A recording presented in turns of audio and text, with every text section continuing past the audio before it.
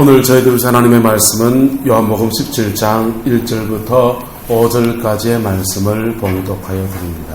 예수께서 이 말씀을 하시고 눈을 들어 하늘을 우러러 이르시되 아버지여 때가 이르러 사오니 아들을 영화롭게 하사 아들로 아버지를 영화롭게 하게 하옵소서.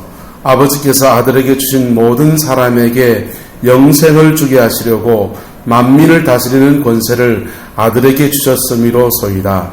영생은 곧 유일하신 참 하나님과 그가 보내신 자 예수 그리스도를 아는 것이니이다. 아버지께서 내게 하라고 주신 이 일들을 내가 이루어 아버지를 이 세상에서 영화롭게 하여 싸우니 아버지여 창세전에 내가 아버지와 함께 가졌던 영화로서 지금도 아버지와 함께 나를 영화롭게 하옵소서. 아멘. 제가 교육전서 때 일입니다. 임너미 집사님이라는 분이 계셨는데 이 집사님이 아가씨 때 가정이 어려운데 자기는 누나고 동생 둘이가 있습니다. 남동생 둘이 있는데 남동생 둘이가 다 신학교를 간 거예요. 남동생 둘이가 신학교를 가고 삼남매가 그렇게 정나게 사는데 가정적으로 재정이 어려운데 동생 둘이가 신학교를 가니까 이 동생 둘이 신학하는 거 뒷바라지 하느라고 임너미 집사님은 그만큼 길을 놓쳤어요. 돈 벌어서 시집 가야 되는데 돈 벌었는 거 다 동생들 신학교 학비 대주고 뭐 이런저런 것에 돈 다 쓰느라고 혼길을 놓쳤습니다. 그리고 어느 친한 좋은 집사님이 제처 일찍 아내를 여의고 재혼을 해야 되는데 조건을 달기를 나는 목회 길을 가야 될 사람이니까 목회자 아내가 되고 싶은 사람은 저한테 중신을 넣어주십시오. 이렇게 사람들한테 입소문을 해서 임너미 집사님이 여기에 재혼 자리로 들어갑니다. 재혼 자리에 들어가서 이렇게 결혼 생활을 하는데 남편네는 집사님이 신학교를 가야 되는데 주저주저하고 잘 못 가는 겁니다. 가정적으로 너무나 재정이 어렵고 또 학교가 중학교밖에 졸업하지 못해서 성서신학원이라도 가려면은 고등학교 졸업장이 있어야 되니까 중학교 졸업장밖에 안 돼서 그렇게 선뜻 우리 교단에 있는 신학교를 가지를 못하는 거예요. 그래서 돈 좀 벌고 형편 나아지면은 사명길 가리라 이렇게 하시다가 임너미 지사님이 어려운 형편이니까 방직 공장에 가서 늘 일을 하십니다.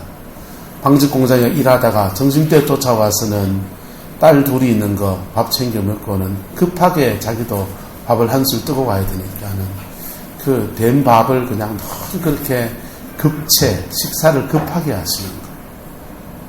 그런데 어느 날 이렇게 배가 너무 아파요. 배가 너무 아파서 동산병원에 가서 검사를 하니까 위암이라는 겁니다. 더 이상 손 쓸 수가 없다라고 했습니다. 그래서 남편 집사님하고 같이 기도원에 가서 하나님 앞에 목숨을 건 기도의 삶들을 살아갑니다. 하루 이틀, 사흘, 나흘, 석 달 막 이렇게 지나갑니다. 그리고는 그 기도원에 저도 잘 아는 기도원이니까 가끔 올라가서 뵈면은 이렇게 말합니다. 방탱이 장사를 하더라도 하나님이 준 사명 따라서 복음 전하며 살겠습니다. 그렇게 이야기합니다. 그리고 만나고 오면 꼭 천사를 만나고 온 것 같아요. 영혼이 얼마나 깨끗해져 있는지 그 영혼이 정말 마음껏 깨끗해져 있는 순백의 영혼을 만나는 것 같은 그런 은혜를 받곤 옵니다. 저희들은 그렇게 하나님이 하시다가 이제 부활의 생명으로 탁 살아나서 그렇게 교회 와서 함께 신앙생활 할 줄 알았습니다. 근데 웬일입니까? 그 영혼이 그 그렇게 기도원에서 수없이 기도의 삶을 살고 하나님 앞에 다짐하고 또 다짐하는 여정을 보내다가 그만 돌아가신 거예요. 그 장례를 치르고 돌아오는 차 안에서 마음이 참 미어집니다. 그 어린 딸 둘이는 어떻게 인생을 살아야 되나, 엄마 없이. 집사님은 어떻게 또 할까, 이런저런 번민과 고민들이 마음속에서 지나가면서 목회자의 길을 걷는 사람으로서 하나님께 따지기 시작했습니다. 하나님, 이 임금희 집사님을 왜 데려갔습니까? 교회도 딱 우리 교회 사이즈예요.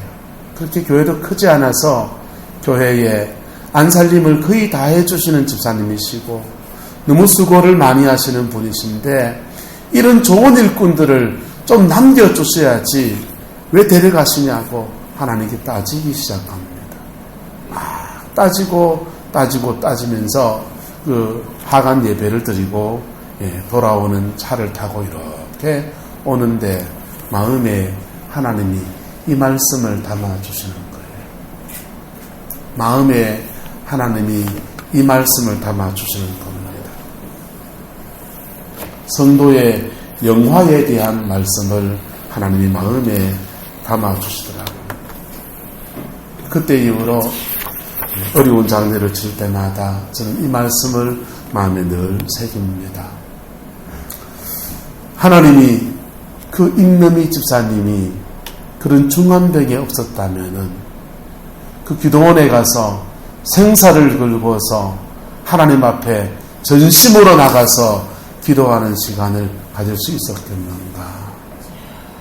온 성도들은 그 집사님을 위해서, 그 영혼을 위해서 같이 함께 기도하고 살려달라고 기도했는데 그 기도하는 그런 시간들을 가질 수 있었겠는가. 그리고는 마음에 닿는 마음이 그거예요. 우리 생각과 하나님의 생각이 너무나 다르구나.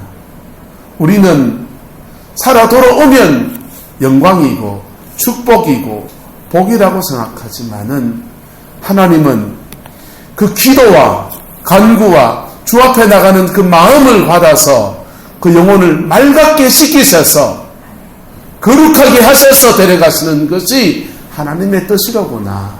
그렇게 제가 마음에 담겨졌어요. 오늘 성경은 이렇게 말합니다. 예수께서 이 말씀을 하시고 하늘을 우러서 말합니다. 아버지여, 때가 이르렀사오니 무엇을 영화롭게 하라고 합니까? 아들을 영화롭게 하옵소서. 이렇게 말합니다. 자신에게 영광을 달라고 말씀하고 있는 것입니다. 장로교단의 대소요리문답에 이런 고백문이 있습니다. 성도가 죽음을 맞이할 때에 하나님께로부터 어떤 은혜를 얻게 되는가? 성도가 죽음을 맞이할 때 하나님께로부터 어떤 은혜를 얻게 되는가? 답은 이렇습니다. 하나님은 성도가 임종을 맞이할 때에 그의 영혼에 100% 완전한 거룩함을 주어서 그 거룩함 가운데 하나님 앞에 당당하게 서게 하신다. 할렐루야. 하나님의 심판대 앞에 당당하게 서게 하신다. 이게 대소요리문답의 성도의 죽음에 관한 질문과 답입니다. 예수님께서 오늘 요한복음 17장에서 마지막 제자들을 위한 기도들과 자신을 위한 기도를 하는데요. 이 1절부터 5절까지는 자신의 영혼을 위한 기도예요. 자신의 영혼을 위한 기도를 하는데 이 기도문에서 첫 번째 기도문이 하나님 나를 영화롭게 하옵소서 라고 기도합니다. 여러분, 임종을 앞두고서 주님은 자신에게 뭘 달라고요? 영광을 달라고 기도하는 것입니다. 완전한 거룩함, 성도의 영화, 그 은총을 달라고 간구하는 것입니다. 가끔씩 연세 많은 교우들 가운데서 자신의 임종을 위해서 기도하는 분들을 만나곤 합니다. 제가 기도할 게 뭐 있나요? 자녀들 위해서 기도하고 주님 그저 자는 잠에 가게 해 주십시오. 자는 잠에 평안히 가게 해 주십시오. 이래 기도한다는 분들을 더 많이 만납니다. 원주에 가면 원주 침례 제1침례교회라는 교회가 있는데요. 이 목사님은 1년 360일이 늘 부흥회를 나가시는 거예요. 그 교회 성도님들이 기도를 하는데 자기의 임종을 위한 기도를 이렇게 합니다. 주님, 목요일 날 가게 하옵소서 라고 하는 거예요. 왜 목요일 날 가냐 하면요, 목요일 날 돌아가시면 3일장이니까 목, 금, 토, 토요일 날 발인에 걸리거든요. 그러면은 월요일부터 금요일까지 담임 목사님 부흥회 갔다가 이 교회 부흥회, 저 교회 부흥회 갔다가 토요일 하루 있는데 그날 발인 예배 때 부목사님 장례 집례하에 가지 않고 담임 목사님 장례 자기에게 세례주고 말씀 주신 그 목사님의 장례 예배를 집례 바꿔서 그래 전당 갔으면 좋겠다. 이 고백 때문에 목요일 날 가게 하옵소서. 그 교회는 이상합니다. 장례만 났다 하면 무슨 요일요? 먹고 요리. 여러분, 여러분의 죽음을 놓고서 하나님께 기도할 수 있기를 축복합니다. 그런데 우리가 지난 주간에 신도철 장로님의 장례를 치렀습니다. 배가 아파서 구토 증세가 있고 그래서 포항 예수병원에 입원을 하면서 그냥 매년 겨울마다 뇌졸중 증세가 있으시고 그러니까 그냥 또 들어가서 몇 주간 저렇게 입원해 계시다가 회복돼서 돌아오겠거니 그렇게 들어갔었어요. 그리고 그 전조가 이제 많이 깔아앉아지고 외출도 할 수 있게 되어서 이제 먹고 돌아와서 시금치 담 끊는다고 그러실 거라고 생각했습니다. 그런데 이게 웬일입니까? 그만 지난 주간에 우리는 참 가슴 아픈 장례를 치르게 된 겁니다. 그 장례를 치르면서도 저는 마음에 담긴 마음은 이 본문의 말씀이었습니다. 이영윤 권사님이 그 위에 성전이 있는데 육전 성전에 올라가서 하루에 6시간도 7시간도 남편을 위한 중보의 시간을 갖습니다. 시금치 농사고 뭐고 다 내려놓고 끼니를 걸러가면서 그곳에서 기도의 시간을 갖습니다. 저 정도 기도하면 하나님 살려주겠다 이런 마음이 드는데 웬일입니까? 하나님이 데려가시는 거예요. 하나님이 데려가시는 거예요. 하나님의 생각은 또한 우리의 생각은 또 다른 것 같습니다. 하나님은 신도철 장로님의 지나온 삶에 어그러지고 잘못되고 부족하고 연약한 것들을 권사님의 중보의 기도와 우리 성도들이 비상이 걸려서 함께 기도의 통지문을 받은 분들 몇 분 계실 거예요. 그분들에게 기도 부탁하고 같이 이렇게 저렇게 기도하면서 그 기도 가운데서 그 영혼을 단장하는 시간을 가지고 그리고는 거룩하게 하셔서 주님께 데려가는 거기에 성도의 영화입니다. 할렐루야.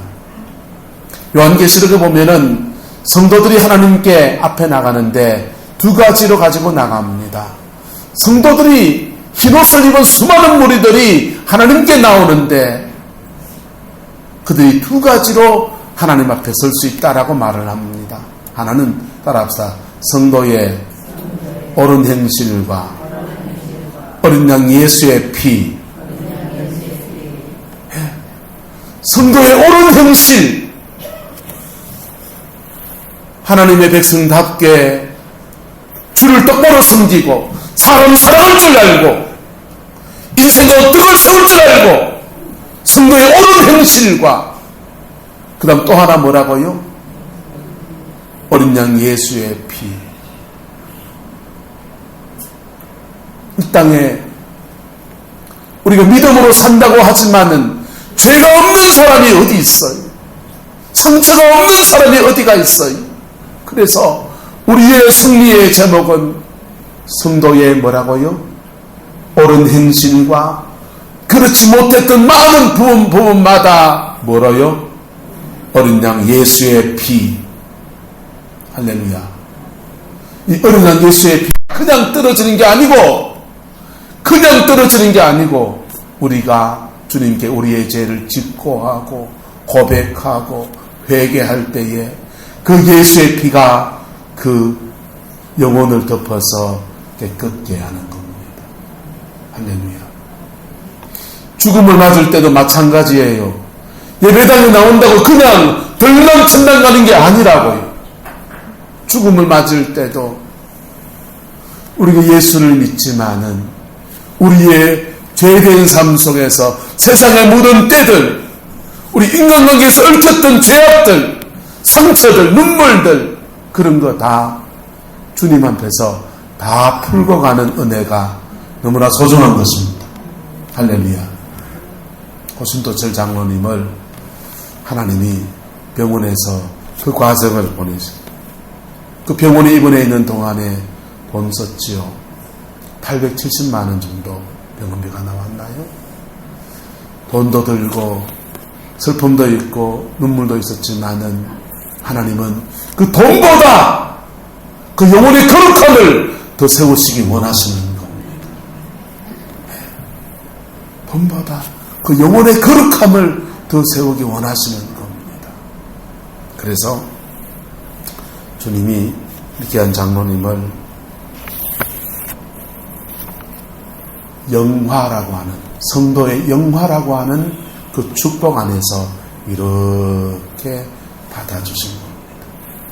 오늘 본문에 보면은 3절에 이렇게 말합니다. 같이 읽어보시죠. 시작. 영생은 곧 유일하신 참 하나님과 그가 보내신 자 예수 그리스도를 아는 것이니이다. 할렐루야. 여러분, 저와 여러분 분명히 영원한 생명을 얻은 사람들입니다. 할렐루야. 영원한 생명을 얻은 사람들입니다. 할렐루야. 자, 이 영원한 생명이 어떻게 얻어지느냐? 3절에 고백합니다. 영생은 곧 유일하신 참 누구요? 하나님과 그가 보내신 자 예수 그리스도를 뭐한 거요? 아는 거라 그랬습니다. 이 아는 것이, 죄송합니다, 머리로 아는 게 아니에요. 이 아는 것이요, 그의 마음으로 그분을 경험해서 아는 것을 말합니다. 그의 인격에 닿아서 그 영혼에 부딪히는 그 아는 것을 말합니다. 저와 여러분, 십자가에서 못 박아 죽이신 예수 그리스도를 나의 구주로, 나의 하나님으로 받아들이십니까? 그럴 때 여러분 속에 성령이 오셔서, 그리스도의 영이 오셔서 여러분의 영혼 속에 살아있는 영원한 생명을 푹 불어넣어 주시는 거예요. 할렐루야. 이렇게 영생을 얻은 사람들이 죽음 앞에 딱 섰을 때에 하나님은요, 이러저러한 계기들을 통해서 성도의 영화를 만들어 주십니다. 할렐루야. 성도의 영화를 만들어 주십니다. 할렐루야. 그래서 뭐 이렇게 저렇게 죽는 것이 복된 죽음이다 그런 얘기하는데, 호상이다 그러는데, 정말 복된 죽음은 바로 이 성도의 영화의 은총을 덧입어서 죽게 나가는 것이 가장 복된 죽음입니다. 제가 아는 목사님은 자신의 장래 죽음을 놓고서 하나님께 기도하는 제목이 이렇습니다.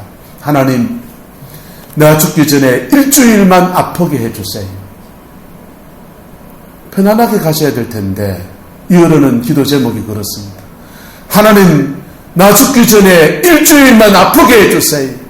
그래서 일주일 아픈 동안에 지나간 날 살아온 삶들 속에서 목회자로 산다고 살지만은 하나님 앞에 부족한 것, 잘못한 것 다 회개하고 정결함을 덧입고 성도의 그 영화를 덧입고 하나님께 가기 원합니다.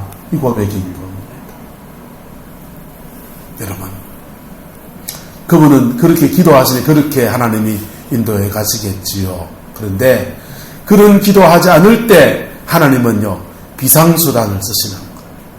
주님의 비상수단이 뭡니까? 우린 지난 주간에 하나님의 비상수단을 봤습니다. 신장로님, 우리 요바스는 좀 살아계셔서 좀 더 교회를 위해서 직분을 좀 더 잘 감당해 주시고 사람 사이에 좀 더 덕을 세워주시고 이러면 얼마나 좋을까 싶은데 하나님은 그 영혼을 성도의 영화를 주는 비상수단을 사용하시더니 그리고는 그게 딱 채워지니까 그 영혼을 주님께서 받아서 안아서 가신 겁니다. 할렐루야. 이 모든 일에 함께 하신 하나님의 영광을 찬양합니다. 저와 여러분들에게도 어차피 우리가 다 생명이 왔다가 갈 텐데 저와 여러분들에게도 여러분의 임종의 때에도 이런 은혜가 주어지게 되기를 예수님의 이름으로 축복합니다. 그래서 그거요 미리 회개하고 기도하면요 놀라운 일이 생겨요. 미리 자신의 영혼을 단정하고 엇갈린 거 가리고 정결함을 읽기 시작하면요 하나님이 그를 들어서신다니까. 예수님은 세 번째 자신의 임종 앞에서 세 번째 감사를 합니다. 무슨 감사냐 하면 4절에 보세요. 아버지께서 내게 하라고 주신 일을 내가 뭐 했다고 합니까? 이루었다 합니다. 하나님이 각 사람에게 주신 사명들이 다 있어요. 각 사람에게 주신 사명이 다 있어요. 예수님에게는 예수님에게 주신 사명이 있어서 그 사명을 사생애와 공생애를 지내면서 다 감당했다라고 주님은 하나님 앞에 예수님의 감사의 기도를 올려드리는 겁니다. 여러분의 생명이 다른 날에 여러분의 인생이 끝나는 날에 고비마다 우여곡절이 있었고 어려움도 있었겠지만은 하나님 앞에서 주여 내게 주신 사명을 이렇게라도 감당할 수 있어서 감사합니다. 이 고백이 있기를 주님의 이름으로 축복합니다. 이건요 하나님 나라에서 큰 상이에요. 영생을 얻는 것과 성도의 영화를 주시는 것은 하나님의 놀라운 축복으로 그냥 주어지는 것이지만은 사명은 내가 주님 앞에 믿음의 삶을 드려야 되는 거예요. 내 시간을 드려야 되고요. 내 물질도 드려야 되고요. 내 눈물도 드려야 되고요. 그렇게 해서 주의 제단에 한 방울 두 방울 떨어진 그 기도를 통해서 그의 삶을 통해서 이루어가는 것이 그의 사명인 겁니다.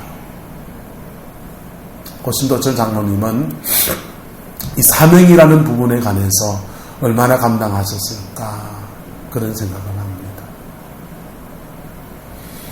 누구도 이 사명에 관해서는 다 잘 감당했다라는 예수님의 고백을 할 사람은 아무도 없을 거예요. 여기서 있는 사람이나 앉아 계신 여러분들이나 이 사명에 관해서는 주님이 주신 사명을 다 잘 감당했습니다라고 그렇게 고백할 수 있는 사람은 아무도 없을 거예요. 하지만 나름의 최선은 다할 수 있지 않겠습니까?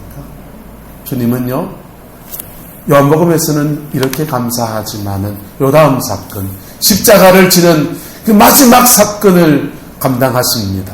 장에 찔리시고 채찍에 맞으시고 온갖 고통을 겪으면서 그 외로운 길을 걸어갑니다. 온 인류의 죄악과 아픔과 눈물을 다 짊어지고서 9시간 동안 고통과 아픔의 시간을 다 겪습니다. 그리고는요 마지막 숨이 떨어질 때에 뭐라고 합니까?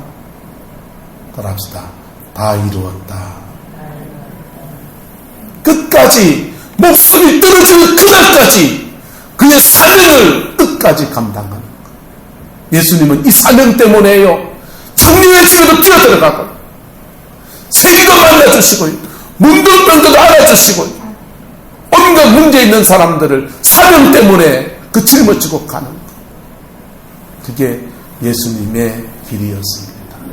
이게 가장 성도가 하나님 앞에 가장 모범적인 죽음을 맞이할 때의 모습인 겁니다. 이 세 가지 모습 가운데서 저와 여러분들에게는 이 두 가지가 그냥 은혜로 주어집니다. 영생이 여러분에게 있음을 선포합니다. 여러분이 인종을 맞이할 때에 성도의 영화의 은혜가 주어질 것을 선포합니다. 이것은 은혜로 주어지는 거라. 그런데 사명은요, 사명은 그렇지가 않은 거예요.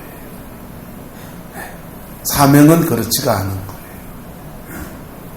사명은 잘 감당하면 하나님 나라에서 큰 상을 얻게 됩니다. 사명은요, 잘 감당하면 하나님 앞에 큰 축복도 받고요. 더 큰 사명 감당하라고 더 큰 능력도, 은사도, 물질도, 모든 하나님의 그 자원도 공급해 주십니다. 이것은 천차만별이에요.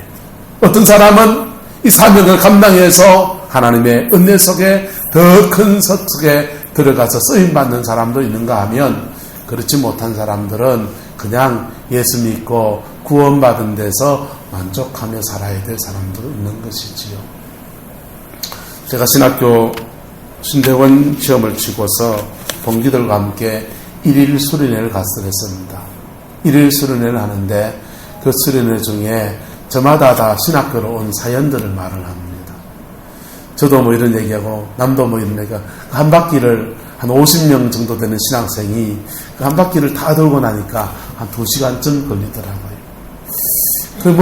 뭐 대동소이해요. 부모님이 가라는 사람도 있고 별 사람들이 다 있지요. 그런데 한 사람의 사연이 우리 가슴에 다 멍멍하게 했습니다. 최상숙 전사님이라는 분의 사연이 있는데요. 최상숙 전사님의 남편은 알고 봤더니 제 신학교 학부 후배더라고요.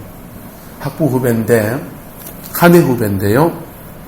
이 남편이 교육준사 시절에 여름 성경학교를 준비하고 강습회에 갔다가 오는데 티코를 타고 오다가 언덕길을 지나가다 덤프 트럭이 박아버린 겁니다. 그래서 트럭에 치여서 그만 그 자리에서 돌아가셨어요.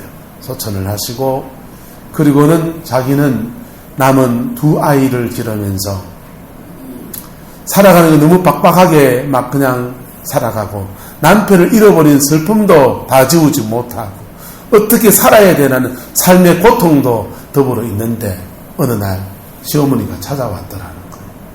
시어머니가 찾아와서는 이렇게 말합니다.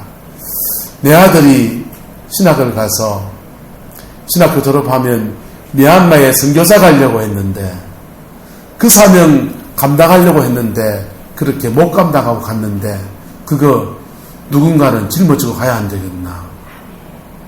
그러면서 이렇게 말합니다. 아가야, 네가 갈래? 내가 갈까? 그러시는 거예요. 연세 많은 시어머니가 네가 신학교 갈래? 내가 갈까? 그렇게 하시는데, 이 최상숙 전사님이 미망인이 가슴이 무너지는 거예요. 아직 남편을 잃어버린 그 슬픔도 다 잊지를 못했고, 왜 하나님이 내 남편을 데려가셨는지도 이를 모르겠는데 신학교를 가라니요. 그 사연을 이야기하면서, 그래서 남편 사명 대신 짊어지려고 여기 왔습니다. 그 말 하는 거. 그 말 한마디에 우리는 다 울었어요. 우리는 다 울었다고요.